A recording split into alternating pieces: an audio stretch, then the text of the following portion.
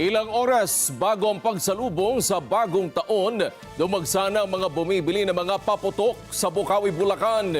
Marami po sa mga namimili ng fireworks at firecrackers mula pa dito po sa Metro Manila at mga karating lalawigan na sinadya ang firecracker capital ng bansa. At ito, alam nyo ba na ang paputok na sawa at kuitis ang ilan sa pinaka-mabentang paputok ngayon? Katunayan, nagkakaubusan ng supply nito. Para sa detalye, kunin natin ang balita live mula sa Bocaue, Bulacan kay Vic Sumintak. Vic. Wedge, nandito ngayon tayo sa mismong firecracker capital ng ating bansa sa Bocaue, Bulacan na kung kanina ay dagsa mula pa kaninang umaga hanggang pasado alas 3 ng hapon ay dagsa yung mga mamimili na naghahabol para bumili ng kanilang mga gagamitin na paputok at pailaw sa pagsalubong sa bagong taon mamayang alas 12 ng ating gabi. Sa mga oras na ito ay mangilan-ilan na lamang itong mga naghahabol pa rin na bumili ng kanilang mga kailangan na paputok at pailaw sa kanilang tahanan. Naubos na ang paputok na sawa maging ang kuitis dahil sa kakunti ang supply at dumami ang bilang ng mga namimili ng paputok at pailaw sa Bocaue, Bulacan na tinaguriang firecrackers and fireworks capital ng bansa kumpara noong nakalipas na taon. Itong inihayag ni Mary Ann Batumbakal, isa sa mga retailer ng fireworks and firecrackers sa Bocaue, Bulacan.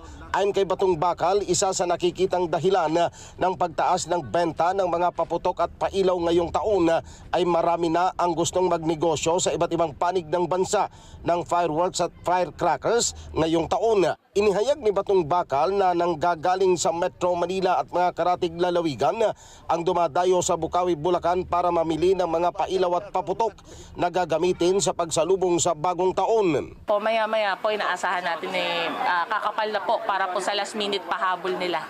Nakapanayam ng Net25 News ang ilan sa humahabol sa pagbili ng pailaw at paputok sa Bocaue, Bulacan na mula pa sa Batangas, Laguna at Metro Manila. Ayon sa mga last-minute buyer ng pailaw at paputok, ay personal use ang kanilang binili para maging masaya at maingay ang pagsalubong sa bagong taon bilang tradisyon. Ano yan, paninda nyo rin? Gagamitin mamayang gabi. Gagamitin. Talaga. Ano, tumaas ba kumpara nakarang taon? Ganun din, presyo lang. Sa press lang. Kaya kahit mahal, talagang bibili din po talaga eh. Personal use lang na ito. Bali mga hindi na kami nagano ng mga ano kasi masikip na mga pailaw lang. Mga fountain lang po. First time lang namin dito bumili. So okay naman. Okay naman. Okay naman po. Mahigpit naman ang ipinatutupad na safety protocol sa lugar sa bentahan ng mga pailaw at paputok at mayroong naka-standby pa na mga fire truck. Nakukumplay naman lahat. Opo, kasi lalo yung mga smoking, kasi usually bawal yung smoking.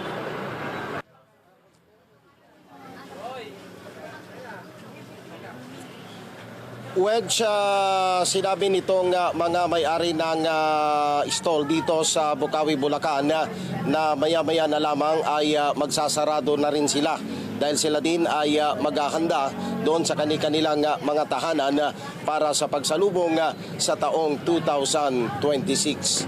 Balik sa inyo, Alex. Oo, Vic, doon sa mga nagtitinda, may mga na-encounter ba sila na may mga bumibiling mga bata o mga minor de edad at siyempre, di ba, bawal silang bentahan yan?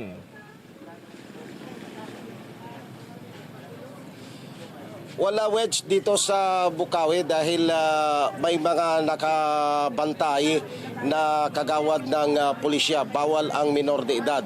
Puro mga may edad na karamihan ay 18 pataas dahil mahigpit yung protocol, security protocol na ipinatutupad. Laging nakabantay dito ang mga kagawad ng PNP dahil nung kausap natin pulis kanina, ang sabi niya yung police visibility dito sa lugar na ito sa mga ganitong pagkakataon na last minute ay talagang binabantayan nila ng gusto, Wedge.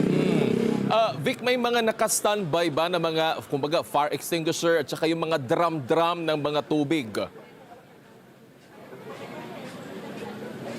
Fire truck mismo, Wedge, ang naka-standby dito sa harapan nitong lugar. Dahil kung titignan mo ito, dalawang block ang itinalaga na lugar kung saan nagbebenta ng mga fireworks at mga paputok dito sa Bukawi, Bulacan. Hindi lang fire extinguisher kundi bombero talaga, yung fire truck ang naka-standby. Oo, maganda yun na Vic, ano? At alas 6:09 na ng gabi, ilang oras na lang bago ang pagsalubong sa bagong taon. Medyo kumonti na ba yung mga customer dyan o medyo marami pa rin yung naghahabol pang bumili?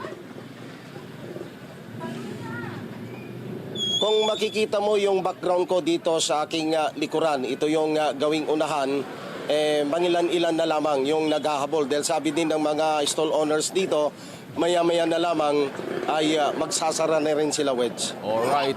Maraming salamat, Vic Sumintak. Happy New Year sa inyo dyan.